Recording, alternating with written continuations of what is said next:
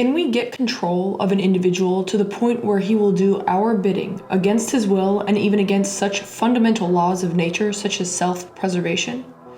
That is a direct quote from a CIA document I found under a FOIA request that described one of the 4 goals of a project studying mind control in the 1950s. Yep, the government was and is involved in mind control experiments both on an individual level and en masse.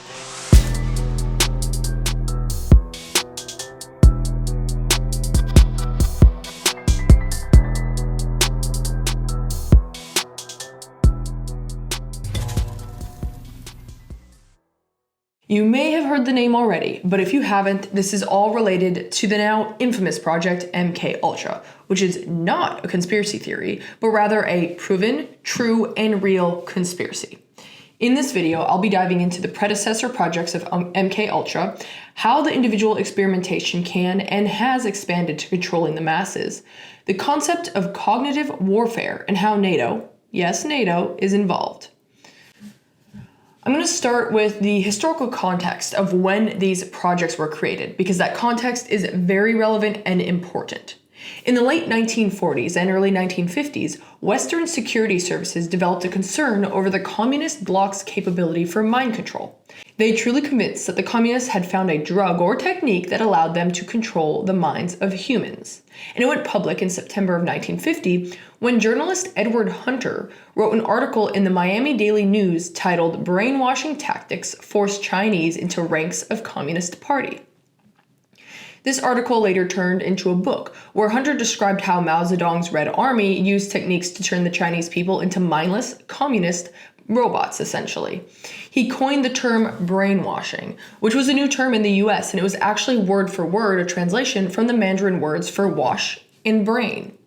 Hunter created the term after interviewing former Chinese prisoners who had been subjected to a re-education process. He warned about this process, claiming it was meant to change a mind radically so that the owner becomes a living puppet, a human robot without the atrocity being visible from the outside. He said it was a dangerous combination of Pavlovian theory, yeah, the dog guy, and modern technology. Now, this concern started behind the scenes in 1946 when the U.S. Chamber of Commerce became worried about the spread of communism and the fear of mind control being used on American people. This concern grew about 3 years into the Korean War when multiple POWs allegedly falsely confessed to using germ warfare against the Koreans. These claims shocked the American public, and that shock grew when 5,000 of the 7,200 POWs either petitioned the U.S. government to end the war or signed confessions of their alleged crimes. On top of that, 21 American soldiers refused repatriation.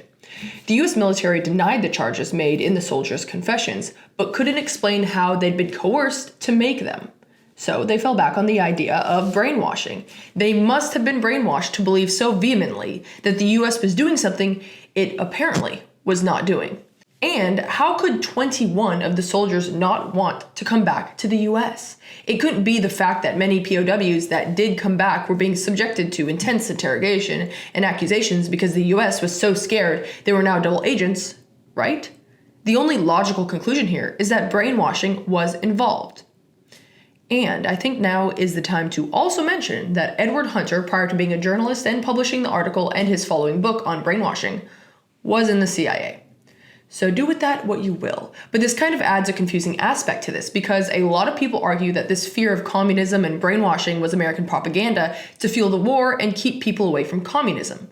Which, when you combine that with the fact that the man who coined and introduced brainwashing to the American population was in the CIA, makes sense, it checks out. He was pushing anti-communist propaganda. Except then the CIA went on to create multiple projects to study brainwashing and perform experiments on unsuspecting people.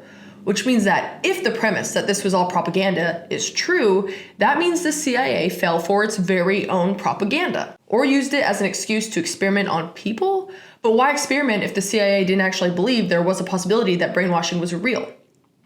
Plus, CIA documents I'll read later proves that hypnosis is real, and looking at cult survivors and other examples similar to that proves that brainwashing is real. Or if you just go on TikTok, you'll see it there as well. So this part of the story is something I honestly find very interesting. but I'm trying not to get too hung up on it, so I'll move on and let you guys just think about that at a later date or during this video. So against this backdrop, the CIA created Project Bluebird in 1949. There were 5 main objectives to this project that carried over to the subsequent projects. 1. Can we condition by means of post-hypnotic suggestion agency operatives so that they do not divulge any secrets nor commit acts on behalf of an enemy? 2. Can we get an unwilling subject to perform an act for our benefit? 3. Can we influence individuals by post-hypnotic control so that they perform actions contrary to their basic moral principles? And 4. Can we extract details and intelligence from unwilling prisoners by using hypnosis or chemical compounds? And 5. And this is more generally, can we alter someone's personality by the same means? Essentially, the CIA wanted to know if it is possible to create a Manchurian candidate. Manchurian candidate being a person who has been manipulated by external forces to perform acts that may go against their own interests and their own loyalties. In the early days, the CIA was mostly focused on using drugs for information extraction and interrogation. The CIA wanted to find a truth serum. These experiments were often done on POWs and double agents. This project eventually evolved into Project Artichoke, which was created in 1951 and was operated by the CIA's Office of Scientific Intelligence. The main goal of Project Artichoke was a pivot from the former drug extraction and focused more on whether a person could be involuntarily made to assassinate someone else. It's essentially assassination by proxy. The overall context of this was the study of mind control and hypnosis. Now, take a look at the CIA document that I got from its reading room. The mission included these 4 objectives. Evaluation and development of any method by which we can get information from a person against his will and without his knowledge. 2. How can we counter the above measure if they are used against us? 3. Can we get control of an individual to the point where he will do our bidding against his will and even against such fundamental laws of nature such as self-preservation? So this is the assassination aspect of the project. And 4, how could we counter such measures if they were used against us? Okay, so you're probably wondering now, were they successful? The answer is yes. Take a look at this CIA document I also found in the reading room. This is honestly crazy. So this was done on Wednesday, February 10th of 1954, and it was a hypnotic experimentation and research study, I guess. The plans were made to conduct experiments in color blindness, and intoxication, but then the plans were altered. If we scroll down, we see 4 different experiments/demonstrations. Now, before I move on, I kind of want to do a quick note on just the background of hypnosis terminology because that'll be used in this document and it's good for us to understand what's actually going on here. So post-hypnotic is the period of time following the initiation of a hypnotic trance. During this time, something called post-hypnotic amnesia often occurs, which is when the subject's failure to remember events and experiences that occurred while they were hypnotized. Hypnotic suggestions are phrases, statements, or instructions that the hypnotist gives someone during a state of hypnosis that can affect their mood, actions, etc. But it occurs during hypnosis. Now, a post-hypnotic suggestion is still a statement or phrase or an instruction during hypnosis, but it's designed to take effect after the session ends when the subject is in their normal waking state, not under hypnosis anymore. It's like a mental seed planted during hypnosis that is meant to bloom later. Okay, now back to the document. We see here a post-hypnotic was enacted the night prior. So essentially, the subject was under hypnosis last night and was given a post-hypnotic suggestion to then cause a result while awake and not hypnotized during this specific demonstration. The subject was told that when the hypnotist pointed their finger at him and said, "You will sleep," the subject will go into a deep hypnotic state. And that's exactly what happened here. So here's proof that post-hypnotic suggestions work, right? The second one's really crazy because it directly relates to the assassination research that Project Bluebird was studying. The hypnotist was working with a woman who had a fear of firearms. And while under hypnosis, she was instructed to use every method at her disposal to awaken the subject from demonstration 1 out of his deep hypnotic sleep. If she failed, she was instructed to pick up a pistol nearby and fire it at the subject, thus attempting to kill him. She was told that her rage would be so great she wouldn't even hesitate to kill the subject. Turns out, she carried out these suggestions to the T, including firing the pistol at the subject. Now, the gun was not loaded, but she didn't know that. After doing this, she fell into a deep state. Once they were both woken up, they had complete amnesia of everything that just happened, and she refused to even touch the gun. She also completely denied that what just happened actually even happened. This is evidence that they were able to get her to do something she definitely did not want to do. They were able to fill her with an emotion that was not logical, nor her own feelings, and then they wiped her memory of doing it. So this third one is also fascinating because it's about the transfer of control. They had one subject induce hypnosis and another through the use of post-hypnotic suggestion. Okay, that's crazy. And then this final one is dealing with a subject who seems to be relatively apprehensive about the whole thing. Kind of sounds like she's the subject with the gun fear, but I'm not positive. Anyway, they got her in a deep trance and induced a post-hypnotic suggestion that when the hypnotist dropped a steel ball on the floor, she would go into hypnosis. She then woke up, she stood up out of the chair, he dropped the ball, and then she fell immediately back into the chair, back into hypnosis. This document is crazy to read. So now another Project Artichoke document that further illustrates the CIA was successful in accomplishing their objectives is this next one we're going to read, okay? I kept coming across these documents. So here we have some hypnosis demonstrations once again. If you look at the first one, a demonstration was shown that if the subject was questioned in any way or manner on questions involving security, they would immediately go into a deep hypnotic state. So protection of top secret information. Okay, that was accomplished under Project Artichoke. This second demonstration illustrated a regression. Oh, this one's super interesting, where the subject was regressed back to the age of 10 years old. The subject wrote her name down as it was at the age of 10, before her name was later changed by her family. The demonstrator explained that security codes could be built around the process of regression. To break this down for you guys. So a person could be regressed to a certain time and date, given a message, and unless that person was later regressed to that exact date and time period, he could not access the message. You could actually do this going into the future as well, where you move someone who is, let's say, 30 years old to being 35 years old, you give them a message, and then someone would have to guess that age and time/date in the future to obtain the message. And look, the CIA successfully did life regression right here. So I really wanted to share this with you guys because I read these specific documents like months ago, and I had to pick my jaw up off the floor after reading them. And I actually have been reading CIA FOIA documents since law school because when I was really stressed about finals, I would spend my free time in the CIA reading room, reading about MKUltra, telekinesis, remote viewing, and a lot more. And I realized that's really weird, but I was coping with law school. That being said, I hadn't found these specific documents until more recently, so I was like, okay, I need to include these in this video. So on top of the hypnosis and the mind control experiments, which we've been talking about a lot, Project Artichoke also researched sleep deprivation, lobotomies, electrical shocks, and more. Really, the goal was to make it so that no area of the human brain was left unstudied.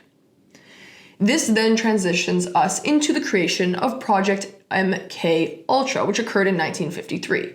While all the past objectives I mentioned were still included, MKUltra was really focused on identifying ways to wipe out an individual's personality before implanting a new set of beliefs, behaviors, and directives. And it focused a lot on drugs, including LSD, mushrooms, and mescaline. A lot of the experiments actually mirrored former Nazi experiments done on concentration camp prisoners. And again, if you watched my previous video about Frank Olson, you'll really start to see these connections. Admiral Stansfield Turner said, and this is a direct quote from his testimony to the US Senate in 1977, that, quote, MKUltra was an umbrella project under which a broad spectrum of sensitive activities were financed. Some of the activities dealt with research into behavior modification, primarily by means of drugs and hypnosis, involving tests on human volunteers and, in some cases, on unwitting subjects. In many cases. The main mastermind behind MKUltra was a man named Dr. Sidney Gottlieb, who you may remember I mentioned also in my last Frank Olson video. He has also been called Poisoner-in-Chief, and there's a book by this name that discusses a lot of his history and work with the CIA. Gottlieb was the chief of the chemical division of the technical services staff, and he theorized a two-step process towards mind control. He wanted to blast away the existing mind and then put a new one into that void. And remember, Remember that I said this because I'll be discussing this concept in a future video. The idea of breaking a subject down and rebuilding them is not a foreign concept, and it's used to this day in a variety of ways. You could probably already think of a few on your own. But anyway, break. Gottlieb's main focus was using pharmaceuticals, aka drugs, rather than hypnosis, so it's a pivot from Artichoke's main focus. Now, despite him being the head honcho, there were a lot of other people involved in MKUltra, and I'll discuss some of them here because it's a bit astounding. First, we have Donald Ewan Cameron, who was responsible for some of the most horrifically brutal medical experiments connected to MKUltra that we know of. And Gottlieb loved the fact that Cameron didn't have the slightest hesitation about destroying the lives of his subject. He really had no conscience, like at all. Cameron received funding for his work under MKUltra Subproject 68, aka the Montreal Experiments. Cameron wanted to correct schizophrenia by erasing existing memories and reprogramming the psyche. Does that ring a bell? Gottlieb really wanted to do that too. Cameron called this psychic driving. He also experimented with LSD, various paralytic drugs like Curare, which I hope I said that right, and used electroconvulsive therapy at 30 to 40 times the normal power in his quest for erasing memories and reprogramming the psyche. The thing is, his experiments were not even on people with schizophrenia. Not that that would be okay, but he didn't even target people with schizophrenia for his research on schizophrenia. He actually targeted patients who entered the Allen Memorial Institute in Montreal for minor problems like anxiety and postnatal depression, and he conducted atrocious experiments on them. He would put a subject into a drug-induced coma for weeks at a time, up to 3 months in one case. While they were asleep, he would inject LSD into them, administer electroshocks, and play pre-recorded messages into patients' ears. For the patients who were awake, he would order 2 to 3 daily sessions of electroshock therapy. He also experimented on sensory deprivation and would deprive patients of their senses by covering their ears, eyes, and/or skin. He would bind them or bind their wrists so that they couldn't even touch themselves or feel their body. The patients were also given limited food, water, and oxygen while being injected with LSD for hallucination purposes and Curare to keep them in a paralyzed state. On top of all of this, he would have patients wear football helmets or something similar and had specific recordings of Cameron repeatedly saying the same thing over and over and over again. The patients would listen to this for 16 hours a day with messages repeating up to 500,000 times over. The first 10 days of recordings would be personal negative messages, and then the following 10 days were positive messages. We don't know how many people were subjected to these experiments, but over 300 people applied for compensation in 1992. None of these victims gave informed consent, and they often suffered retrograde amnesia for the rest of their lives, had to relearn basic skills, and many were stuck in a childlike state. Okay, we also have to talk about Louis Jolyon West, because he's going to show up in a future video of mine. West is a fascinating individual, actually. I'm not going to go too in deep to that, but you should look him up. So West worked in the US Air Force as a medical officer, and he pioneered research into brainwashing techniques that were used against American POWs by their captors. And his research exonerated various US service members under suspicion of treason for making false confessions during the Korean War era. Remember those alleged germ warfare false confessions I mentioned earlier and in my previous video? Those confessions. All this work obviously caught the attention of the CIA, and he became a contractor for MKUltra, and none other than Sidney Gottlieb was his handler. In a letter to Gottlieb, West outlined a variety of experiments he wanted to conduct that combined psychotropic drugs and hypnosis. He then became a contractor for MKUltra Subproject 43. West wrote a proposal where he claimed to have discovered a way to replace true memories with false memories, which he could place using hypnosis.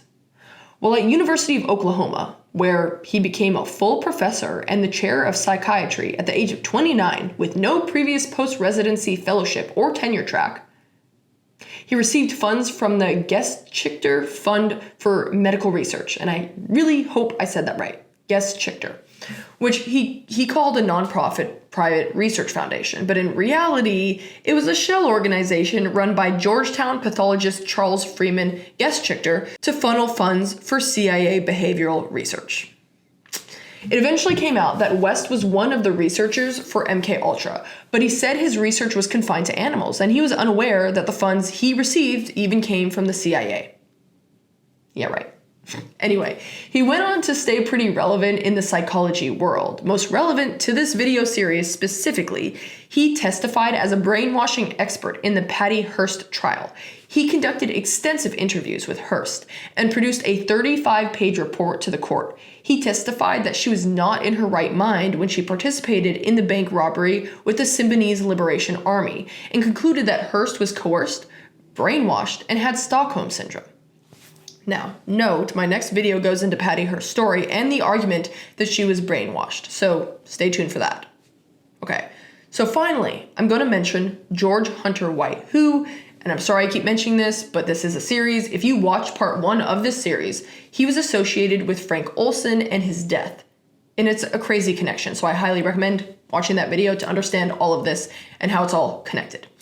Anyway, White worked with Dr. Gottlieb, surprise, surprise, on Operation Midnight Climax, which the name doesn't hide much. It involved observing people high on LSD while performing sexual activities. In 1953, the CIA rented an apartment in Greenwich Village, which was known as a swinging part of New York City at that time. The apartment was outfitted with two-way mirrors and audio recording devices. White would disguise himself as an artist and sailor and then invite people back to the apartment, often using prostitutes as incentive. He'd then give them LSD, sometimes knowingly, sometimes without their consent, and then him and other agents would sit behind the two-way mirrors and watch the people interact and usually have sex. Apparently, he was super into this whole thing. It was more than just a scientific experiment. He got incredibly involved in the city's underground social scene, and it got to a point where he exposed numerous friends, colleagues, and other government personnel to these drug trials. The CIA and White eventually moved from New York City to San Francisco and rinse, wash, and repeat. They did the same thing in California, but to an even greater degree. The government worked directly with prostitutes to lure their clients back to the apartment White had rented. They would drug the clients, and then White and other agents would watch what went down behind a two-way mirror. It got so deep that White made a deal with the San Francisco Police Department. If they arrested any prostitute, that person would be released if White asked. The police didn't even have any questions about it, and they nicknamed these women George's Girls. Honestly, White's history is kind of insane, and I'm now considering doing a video on just him because there should be a movie about this guy or something. And maybe there is, I don't know. And if there is, let me know. But it's like reading a fictional drama in a really bad way, like a really bad, dark one. Anyway, there's a lot to talk about when it comes to MKUltra. It goes really deep. The various sub-projects are extensive and shocking. But we're gonna leave a further deep dive for another time. As far as we know, MKUltra shut down in 1964 for two reasons. One, ethical implications of experiments conducted without informed consent. No shit. And two, the projects had produced little to no results, which, okay. But although MKUltra may have shut down, are we really about to trust the government when it says that they shut it down? That they have not continued to study ways to alter behavior, to control minds, to manipulate people? No, we're not going to trust that, because maybe the government has stopped trying to control people on an individual level, but I think our current population is ripe for mass mind control. I mean, that's the bigger goal here, right? And again, just go on TikTok. Why control one person when you could control entire segments of the population? Why not go for full-blown cognitive warfare, which is the aim of influencing human thought, reasoning, sense-making, decision-making, and behavior through the manipulation of information and use of machine learning structures. That's what cognitive warfare is. So let's first talk about Operation Mockingbird, because that's exactly what this is. And then we're going to discuss how NATO has straight up admitted they are interested in cognitive warfare and they have conducted research and studies on this. Okay, so Operation Mockingbird is the idea that the CIA started a large-scale program that began in the early years of the Cold War, where they worked with major news outlets like Time Magazine, Associated Press, CBS, Life, and foreign outlets to control the narrative of international and domestic events. So while MKUltra was all about controlling the individual, Mockingbird was all about controlling the masses. But unlike all the operations and projects we discussed earlier in this video, this operation is alleged. Kind of. We have concrete evidence that the CIA worked with major news outlets, but the small details are murky. Here's part of the Church Committee Senate hearing on that. Do you have any people being paid by the CIA who are contributing to a major circulation American journal? We do have people who submit pieces to two American journals. So they were submitting pieces to American journals. And then watch this. At CBS, we had been contacted by the CIA. As a matter of fact, by the time I became the head of the whole News and Public Affairs operation in 1954, the ships had been established, and I was told about them and asked if I'd carry on with them. But I think a lot of the discrepancy is how far-reaching it was, how big it was, and exactly how it operated. It also wasn't called Operation Mockingbird. I just want to note that. At that time, it was not called that. That term actually came, or at least we don't know if it was called that. That term actually came from an unauthorized biography of Katharine Graham, who was the owner of the Washington Post, written by a woman named Deborah Davis. Davis said that the CIA ran an Operation Mockingbird and that the CIA recruited Phil Graham from the Washington Post to run the project within the industry, and that by the early 1950s, Frank Wisner, who was the director of the Office of Policy Coordination, a covert operations unit, owned respected members at the New York Times, Newsweek, CBS, and other news companies. That being said, the Church Committee's final report concluded in relation to foreign media that the CIA currently maintains a network of several hundred foreign individuals around the world who provide intelligence for the CIA and at times attempt to influence opinion through the use of covert propaganda. These individuals provide the CIA with direct access to a large number of newspapers and periodicals, scores of press services and news agencies, radio and television stations, commercial book publishers, and other foreign media outlets. It then went on to say in regards to domestic media that approximately 50 of the agency assets are individual American journalists or employees of U.S. media organizations. The remaining individuals are non-accredited freelance contributors and media representatives abroad. More than a dozen United States news organizations and commercial publishing houses formerly provided cover for CIA agents abroad. A few of these organizations were unaware that they provided this cover. Okay. But then, in 1977, in a Rolling Stone article, reporter Carl Bernstein wrote that more than 400 U.S. press members had secretly carried out assignments for the CIA. Here's the thing. Given how atrocious MKUltra was and its predecessors, are we really going to sit here and believe the CIA? Of course, they're not going to outright admit how much they manipulated foreign and domestic media to their advantage. And none of the news organizations or the reporters want that either. There are a lot of reasons and people and organizations that want to cover this up. And the goal of Operation Mockingbird wasn't just to subvert the news. It was also to infiltrate films, magazines, academic journals, and more. It wanted to sway public opinion and rewrite the entire narrative. I mean, even the National Student Association received funding from the CIA. This went and goes deep. And let's take a look at some of the major talking heads in media in recent years to further discuss how this is happening here and now. So first up, we have John Brennan, who currently serves as a senior national security and intelligence analyst for NBC News and MSNBC. Well, he was a former intelligence officer and was the director of the CIA. Okay, what about James Clapper? He's currently a national security analyst for CNN. Well, he is the former director of the National Intelligence and director of the Defense Intelligence Agency, and was deeply entrenched in the intelligence community in a variety of ways. Okay, lastly, let's look at Michael Hayden, who's on the advisory board of NewsGuard, which is a rating system for news and information websites. Well, he was the director of the CIA for about 3 years. I mean, the list goes on and on. We have seen the atrocities the CIA has committed time and time again. And then we accept the high-ranking officials within the CIA to peddle the news we consume every day. It's kind of like how big pharma officials always somehow end up in the FDA or vice versa. Here's the thing though, I get it. There is content and educational overlap. What other job are they supposed to have? They have so much knowledge.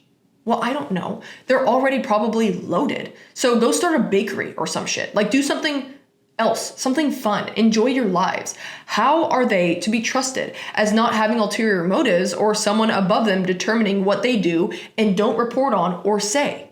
It's not like once they leave the CIA, they can just blab all the national security issues they worked on. And this leads us into the idea that Operation Mockingbird is still very much so alive to this day.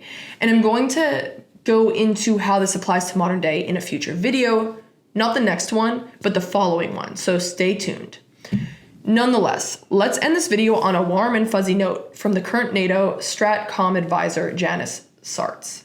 The other element on data that I want to share is another experiment we've done even further back, in past 4 years ago. And that was the question whether the data allows you to change what people do in real-life situations. So we attempted to see whether we can change what soldiers do during a military exercise, and we were able to make professional soldiers briefed on information security to disobey orders, leave the positions they're supposed to defend, reconnaissance units to reveal their GPS locations at the time we wanted. Just from understanding from a data set how they think as humans, what they are, what they believe, what they trust, what they do like, what they don't like. And from that understanding, kind of issue the, what we called effect that shifted the behavior. That is where we're going. And that is where we will be ending at some point in time, sooner rather than later. That big data that is kind of identifiable with an individual, combined with a kind of efficient AI systems, will enable manipulation and behavior change of larger masses of people. And the technology is being fine-tuned as we speak, both in a kind of election setup, but also in some authoritarian systems for citizen control setup. And that is, I think, something that will be a big part of the future conflict. And that is the one that has a capacity from that digital established the physical reality will have a dominance in the battlefield. And that will per kind of military and kinetic action, but has also, remember these data importance, it will have also on the cognitive scale a significant ability to dominate. So, they were able to make professional soldiers disobey orders, leave their post, and reveal their GPS location, all from understanding how they think as humans. All information that can be gathered from our social media, from our cell phones. This is, as he said, the future of warfare. Who can impact reality via the digital world? And here's the thing, I don't know how we are going to avoid this, because similar to how MKUltra started, if the opposition is doing it, what are we supposed to do? Unlike hypnotism, which is not the most reliable, controlling the masses via what we consume online is very reliable. We see this happening every day, and it's simply based on historic, psychological, and propaganda tactics. But it's way more pervasive, covert, and effective. I'm sorry to end it on such a dark note, and I'm sorry I can't give you a solution to this. I would say the best we can do at this time is remain aware. Realize that almost everything we consume is propaganda, and to spend time either meditating or praying, depending on what you prefer, to keep rooted in reality and truth. And honestly, sometimes recognizing that not having an opinion on something is better than die hard having an opinion on something. You don't want to become an agent for the propaganda. Anyway, the next video is going to discuss a very interesting true crime combo brainwashing case. It's the infamous Patty Hearst case. So stay tuned for that, because I believe she is an example of how brainwashing can affect us. It's not just some kind of CIA cover project. And until then, stay safe and stay curious.